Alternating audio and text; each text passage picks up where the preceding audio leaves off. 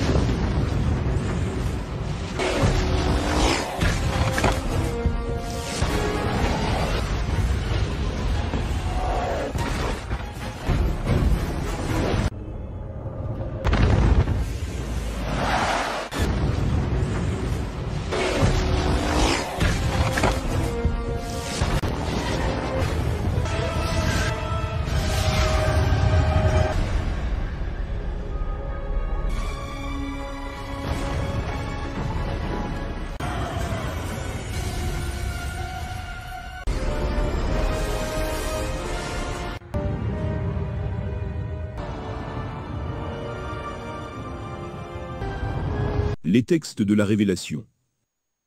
Sourate intitulée « Les abeilles », verset 76. Au nom de Dieu, le tout miséricordieux, le très miséricordieux. Dieu connaît les mystères des cieux et de la terre. L'heure viendra avec un signe perceptible et visible. Il sera bref et court, l'instant d'un battement de paupières, ou peut-être moindre. Sachez que l'omniscience divine recouvre toutes choses. Un éclair cosmique plus vif que le clignement des paupières des yeux. Le verset coranique évoque la brièveté du temps du flash cosmique. Il le compare au court instant d'un clignement d'œil. Les spécialistes en pathologie d'éthique des paupières disent que les membranes nictitantes dépendent de l'activité du cortex visuel. Les réflexes des membranes sont les plus rapides du corps humain. Le clignement des yeux est un réflexe involontaire se produisant en plusieurs dizaines de milliers de fois par jour. Certains l'estiment à 30 000 fois par jour. Le clignement le plus fréquent se mesurait par millisecondes, il est entre 100 et 150 millisecondes, du début à la fin. Une étude menée par des chercheurs japonais suggère que le clignement des yeux permet à notre cerveau de se reposer pendant un très court instant. L'activité du cortex visuel, que celui des zones pariétales et préfrontales seront interrompues. À en croire que cette interruption cherche à nous empêcher de remarquer les microsecondes d'obscurité. Le clignement conserve donc des mystères. Un autre verset du Coran révèle un épisode du prophète Salomon. Lorsque le prophète interrogea les djinns au sujet de la reine de Saba, l'un des djinns lui rétorqua « Je te ramènerai le trône de la reine avant même que la membrane de ta paupière ne revienne de son clignement. » Cette réponse laissa supposer que les djinns agissent dans des temps records, où leurs actions seraient plus courtes que les battements de paupières. Un autre verset coranique dit « Les djinns vous voient par là, où vous ne pouvez les voir. » Cette assertion divine montre que non seulement les djinns agissent dans les temps records des millisecondes, mais restent en dehors des longueurs d'onde de la lumière, se situant entre 400 et 700 nanomètres. Le clignement des paupières conserve donc des mystères. Il est régi par le cortex visuel, qui l'empêcherait d'entrevoir au travers des millisecondes d'obscurité. L'omniscient nous épargne peut-être une fenêtre sur le temps à laquelle il n'est pas désirable d'y accéder. Une dimension dans le temps strictement réservée aux entités parallèles. Ces entités agissent dans des microsecondes d'obscurité, là où le cortex visuel, celui des zones pariétales et préfrontales interrompt toute perception visuelle. Il t'interroge sur le jour qui donnera essor à la fin du monde, elle vous parviendra, lorsque l'éclair cosmique surprendrait le regard des yeux, et vous fera perdre la vision oculaire. La Lune connaîtra une phase prolongée d'éclipse solaire, puis l'attraction solaire la rangera parmi le cortège des planètes.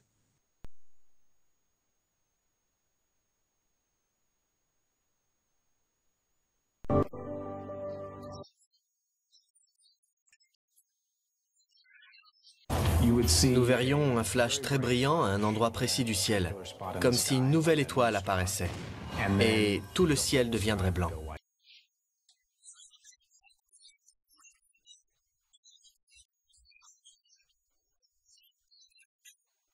Si un sursaut gamma se produisait dans notre galaxie, nous aurions une lumière spectaculaire dans le ciel. Un intense rayonnement remplit le ciel pendant que les rayons gamma déchirent l'atmosphère. La première chose que les gens verraient, que ce soit au milieu de la nuit ou du jour, c'est que nous aurions un nouveau soleil dans le ciel. Ce serait la première indication que quelque chose ne va pas. On verrait des rayonnements très intenses et assez brefs, parce que ces événements se produisent rapidement, et ils nous rendraient sûrement aveugles. Que se passerait-il si soudain la Lune disparaissait? Si la Lune disparaissait dans une phase de pleine Lune ou de nouvelle Lune, elle serait alors alignée avec le flottement solaire. Des scientifiques font usage du réflecteur laser depuis une trentaine d'années pour calculer régulièrement la distance entre la Terre et la Lune. De leurs études ont révélé que la Lune s'éloigne de la Terre au rythme de 3,8 cm par an.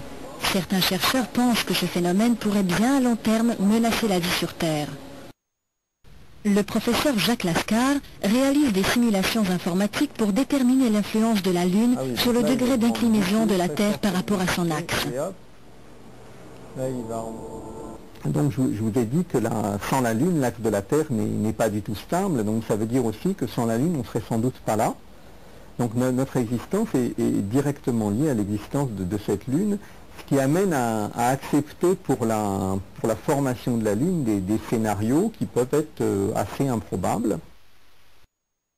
Alors il vaudrait mieux ne pas perdre la Lune, parce que l'une des raisons, c'est parce que la Lune, avec ses caractéristiques de taille, de masse, de distance, etc., a permis de stabiliser notamment l'axe de rotation de la Terre. L'axe de la Terre ne peut pas basculer, ça a été montré par des calculs très complexes, grâce à la présence de la Lune. Alors il ne faut pas oublier quand même que la Lune s'éloigne progressivement de la Terre. Alors le mouvement, il est très lent, il se mesure, je crois que c'est de l'ordre de quelques millimètres par an seulement. C'est mesuré très précisément avec une expérience. C'est un tir laser que l'on fait sur la Lune. On mesure le temps d'aller-retour et on voit que ce temps augmente très légèrement chaque année. Et donc la Lune s'éloigne peu à peu de la Terre. Dans le futur, la Lune se sera éloignée, son diamètre apparent sera toujours plus petit que celui du Soleil, et au mieux il y aura des éclipses qu'on appelle annulaires, où on ne verra pas le Soleil totalement obscurci, mais on verra donc un anneau brillant. Que se passerait-il si soudain la Lune disparaissait? L'axe de la Terre s'inclinerait fortement. Notre planète deviendrait méconnaissable. Mais la conséquence la plus importante serait la disparition de l'inclinaison permanente de la Lune. Si elle disparaissait, nous entrerions dans une phase plus proche de celle de Mars. L'inclinaison de celle-ci, au lieu d'être stabilisée à 23,5 degrés, connaît des variations importantes, allant de 15 degrés jusqu'à quelque chose comme 75,8 degrés. Sans la Lune, notre axe commencerait à bouger de façon erratique. Comme il n'en existe pas aujourd'hui. La Terre serait un monde étrange. Découvrirait qu'il est devenu aveugle ou sourd. Ce serait un vrai bouleversement.